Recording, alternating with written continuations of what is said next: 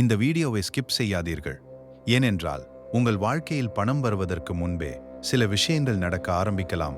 நீங்கள் இதுவரை கவனிக்காமல் விட்ட ஒரு சிறிய மாற்றம், திடீரென்று கிடைக்கும் ஒரு வாய்ப்பு, நீண்ட நாட்களாக பேசாத ஒருவர் மீண்டும் உங்களை தொடர்பு கொள்வது, எதிர்பாராத இடத்திலிருந்து ஒரு பணவரவு வருவது, அல்லது 11 11 227 போன்ற எண்கள் மீண்டும் மீண்டும் உங்கள் கண்களில் படுவது, இவை உண்மையிலேயே பிரபஞ்சம் உங்களுக்கு அனுப்பும் அறிகுறிகளா, அல்லது உங்கள் மனதில் நடக்கும் ஒரு மாற்றத்தை நீங்கள் கவனிக்க ஆரம்பித்து விட்டீர்களா? இன்று நாம் பார்க்க போவது வெறும் பணம் வரும் என்ற ஒரு நம்பிக்கை மட்டுமல்ல, உங்கள் வாழ்க்கையில் ஒரு புதிய ஃபைனான்ஷியல் ஃபேஸ் ஆரம்பிக்கும் போது கவனிக்கக்கூடிய 10 முக்கியமான அறிகுறிகள். அதில் சில அறிகுறிகள் மிகவும் சாதாரணமாக இருக்கும், அதனால் அதை நீங்கள் இது ஒன்றுமே இல்லை என்று கடந்து சென்றிருக்கலாம். ஆனால் அந்த சிறிய மாற்றங்கள் தான் உங்களை. அறிகுறி 1, உங்கள் எண்ணங்கள் மாறத் தொடங்கும். பணம் வருவதற்கு முன்பு முதலில் மாறுவது உங்கள் பேங்க் பேலன்ஸ் அல்ல, உங்கள் மைண்ட் செட். முன்பு என்னிடம் பணம் இல்லை, என்னால் முடியாது, எனக்கு மட்டும் ஏன் இப்படி என்று நினைத்து கொண்டிருந்திருக்கலாம். ஆனால் திடீரென்று நான் ஏதாவது புதிதாக செய்ய வேண்டும், எனக்கு ஒரு பிசினஸ் ஐடியா இருக்கிறது, என்னுடைய திறமையை வைத்து சம்பாதிக்க முடியுமா என்று யோசிக்க ஆரம்பிப்பீர்கள். இதுதான் மிக முக்கியமான மாற்றம். பிரபஞ்சம் பணத்தை நேரடியாக உங்கள் கதவுக்கு கொண்டு வந்து வைக்கும் என்று நம்புவதற்கு பதிலாக உங்கள் கவனம் புதிய வாய்ப்புகளை கவனிக்க ஆரம்பிக்கிறது என்று இதை பார்க்கலாம்.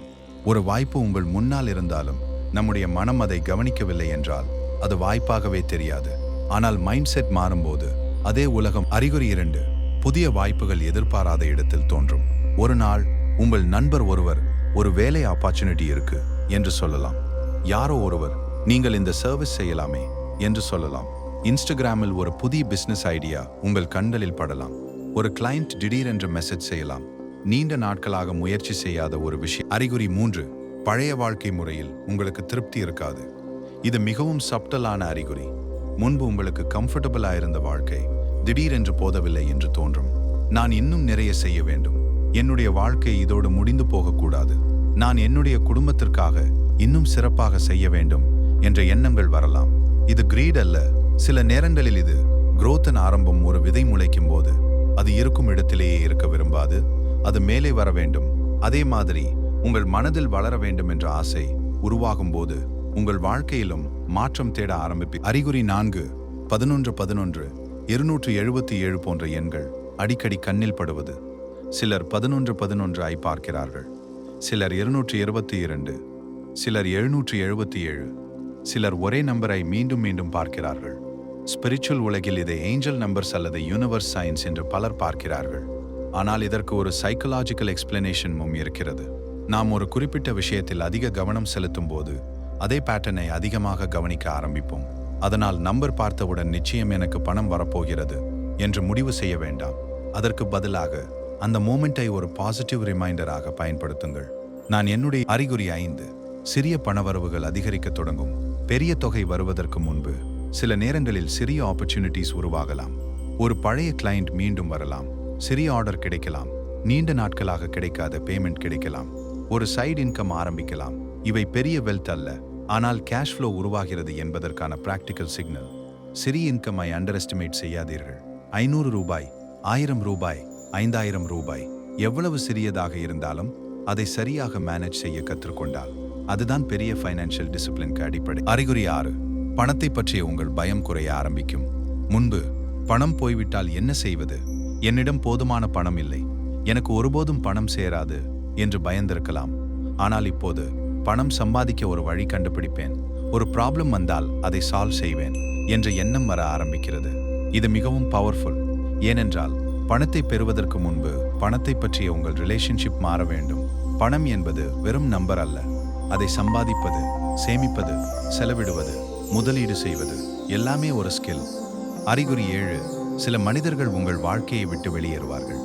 இதை கேட்க கொஞ்சம் கஷ்டமாக இருக்கலாம், ஆனால் சில நேரங்களில் நீங்கள் வளரத் தொடங்கும் போது உங்கள் பழைய சர்க்கிள் மாறலாம். சில நண்பர்கள் விலகலாம், சில ரிலேஷன்ஷிப்ஸ் நேச்சுரலி டிஸ்டன்ஸ் ஆகலாம், சில கான்வர்சேஷன்ஸ் உங்களுக்கு போரிங் ஆகலாம். ஏனென்றால் உங்கள் ப்ரையாரிட்டிஸ் மாறுகின்றன. முன்பு பேசிக்கொண்டிருந்த விஷயங்கள் இப்போது உங்களுக்கு முக்கியமாக தெரியாமல் போகலாம். அதனால் ஒவ்வொரு மனிதரும் விலகுவது யூனிவர்ஸ் சைன் என்று நினைக்க வேண்டாம். ஆனால் ஒரு விஷயம் மட்டும் நினைவில் வைத்துக் கொள்ளுங்கள், உங்கள் வளர்ச்சியை தொடர்ந்து தடுக்கிற சூழலிலிருந்து வெளியே வருவது சில நேரங்களில் அவசியம். அறிகுறி 8. புதிய ஐடியாஸ் தொடர்ந்து தோன்றும். ஒரு நாள் இந்த பிசினஸ் செய்யலாமா, அடுத்த நாள் இந்த ஸ்கில் கற்றுக்கொள்ளலாமா, மறுநாள் இந்த ப்ராடக்ட் விற்கலாமா என்ற ஐடியாஸ் தொடர்ந்து வரலாம். இதுதான் ஆப்பர்ச்சுனிட்டி அவேர்னஸ். ஆனால் இங்கே ஒரு பெரிய மிஸ்டேக் செய்யக்கூடாது. 100 ஐடியாஸ் வைத்திருப்பது சக்சஸ் அல்ல. ஒரு நல்ல ஐடியாவை தேர்ந்தெடுத்து அதை தொடர்ந்து எக்ஸிக்யூட் செய்வதுதான் சக்சஸ். ஒரு நோட்புக் எடுத்துக்கொள்ளுங்கள். உங்களுக்கு வரும் பிசினஸ் ஐடியாஸ் அனைத்தையும் எழுதுங்கள். அதில் எது குறைந்த முதலீட்டில் தொடங்க முடியும், எதற்கு டிமாண்ட் இருக்கிறது, என்னுடைய ஸ்கில்க்கு எது பொருந்துகிறது, எதில் ப்ராஃபிட் இருக்கிறது என்று பார்த்து ஒரு ஐடியாவை மட்டும் தேர்வு செய்யுங்கள். அறிகுறி 9. நீங்கள் பெறுவது மட்டுமல்ல, கொடுப்பது பற்றியும் யோசிக்க ஆரம்பிப்பீர்கள். இது ஸ்பிரிச்சுவல் பெர்ஸ்பெக்டிவில் மிகவும் முக்கியமானதாக பார்க்கப்படுகிறது. பணம் வந்தால் எனக்கு மட்டும் வேண்டும் என்ற எண்ணத்திலிருந்து என் குடும்பத்துக்கு உதவ வேண்டும், யாருக்காவது உதவி செய்ய வேண்டும், நான் வேலை கொடுக்க வேண்டும் என்று எண்ணத் தொடங்கலாம். இதில் ஒரு முக்கியமான உண்மை இருக்கிறது. ஜெனராசிட்டி என்றால் எல்லா பணத்தையும் கொடுத்து விடுவது அல்ல. முதலில் உங்கள் தேவைகள், பிறகு சேமிப்பு, பிறகு பொறுப்புகள், அதற்கு பிறகு உங்களால் முடிந்த அளவு உதவி. பணம் என்பது ஒரு டூல். அதை எப்படி பயன்படுத்துகிறோம் என்பதுதான் முக்கியம். இப்போது கடைசி அறிகுறி. நீங்கள் ஒரு நாள் எழுந்து இன்னும் வெயிட் பண்ணக்கூடாது, நான் இப்பவே ஆரம்பிக்க வேண்டும் என்று முடிவு செய்வீர்கள். அதுதான் உண்மையான டேர்னிங் பாயிண்ட். பிரபஞ்சம் உங்கள் வாழ்க்கையில் ஒரு ஆப்பர்ச்சுனிட்டி கொண்டு வந்தாலும் நீங்கள் ஆக்ஷன் எடுக்கவில்லை என்றால் எதுவும் மாறாது. ஒரு சீடை மண்ணில் போட்டுவிட்டு யூனிவர்ஸ் ட்ரீ கொடு என்று சொல்ல முடியாது. தண்ணீர் ஊற்ற வேண்டும், பாதுகாக்க வேண்டும், நேரம் கொடுக்க வேண்டும். அதேபோல் dream plus action patience eat progress. ஒரு சிறிய கதை. ஒரு பெண் இருந்தார். அவரிடம் பெரிய பணம் இல்லை, ஆனால் அவருக்கு ஒரு ஸ்கில் இருந்தது. அந்த ஸ்கில் மூலம் வீட்டிலிருந்தே சிறிய சர்வீஸ் செய்ய ஆரம்பித்தார். முதல் நாள் ஒரே ஒரு கஸ்டமர், அடுத்த வாரம் 2 கஸ்டமர்ஸ், முதல் மாதம் சிறிய இன்கம். அவர் அதை பார்த்து இது போதாது என்று விட்டுவிடவில்லை. அதற்கு பதிலாக அந்த இன்கமில் ஒரு பகுதியை மீண்டும் பிசினஸ்க்கு பயன்படுத்தினார். சோஷியல் மீடியாவில் கான்டென்ட் போட்டார். கஸ்டமர்ஸ் ஐ நல்ல முறையில் அணுகினார்.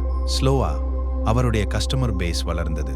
ஒரு வருடம் கழித்து அவர் ஆரம்பித்த இடத்திலிருந்து பல மடங்கு முன்னேறினார். அவர் சொல்லிய ஒரு விஷயம், எனக்கு பணம் வருவதற்கான சைன் எதுவும் வரவில்லை, நான் தான் என்னுடைய வாழ்க்கைக்கான சைனாக மாறினேன். இதுதான் இந்த முழு வீடியோ. பணம் வர வேண்டும் என்றால் என்ன செய்ய வேண்டும்? இப்போது ஒரு பிராக்டிக்கல் எக்ஸசைஸ் செய்வோம். இன்று இரவு ஒரு பேப்பர் எடுத்துக்கொள்ளுங்கள். அதில் 3 விஷயங்களை எழுதுங்கள். 1. நான் என்ன திறமை வைத்திருக்கிறேன்? உங்களுக்கு தெரிந்த ஸ்கில் என்ன? Beauty, cooking, teaching, sales, design, social media, எதுவாக இருந்தாலும் எழுதுங்கள். 2. அந்த ஸ்கில்லை வைத்து நான் எப்படி பணம் சம்பாதிக்க முடியும்? ஒரு வழி மட்டும் எழுத வேண்டாம், 5 வழிகள் எழுதுங்கள். 3. நாளை நான் எதை ஆரம்பிக்கப் போகிறேன்? இதுதான் முக்கியம். Tomorrow action. ஒரு ஃபோன் கால், ஒரு போஸ்ட், ஒரு கஸ்டமர் அப்ரோச், ஒரு ப்ராடக்ட் சாம்பிள், ஒரு ஸ்மால் இன்வெஸ்ட்மெண்ட். எதுவாக இருந்தாலும். அக்கவுண்டில் பணம் குறைவாக இருக்கலாம், லோன் ப்ரெஷர் இருக்கலாம், ஃபேமிலி ரெஸ்பான்சிபிலிட்டிஸ் இருக்கலாம், ஃபியூச்சர் பற்றி பயம் இருக்கலாம். ஆனால் அதனால் உங்கள் ஸ்டோரி முடிந்துவிட்டது என்ற அர்த்தமில்லை. சில நேரங்களில் ஒரு புதிய வாழ்க்கை ஆரம்பிப்பதற்கு முன்பு பழைய வாழ்க்கை மிகவும் குழப்பமாக இருக்கும்.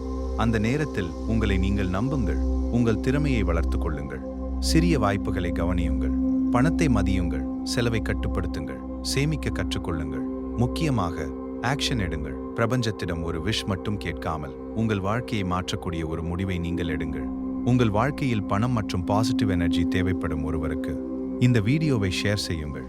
இப்படிப்பட்ட யூனிவர்ஸ், மேனிஃபெஸ்டேஷன், பாசிட்டிவ் எனர்ஜி வீடியோக்களுக்கு சப்ஸ்கிரைப் செய்து பெல் ஐகானை அழுத்துங்கள். நினைவில் வைத்துக் கொள்ளுங்கள், அதிர்ஷ்டத்தை மட்டும் காத்திருக்காதீர்கள், வாய்ப்பை உருவாக்குங்கள்.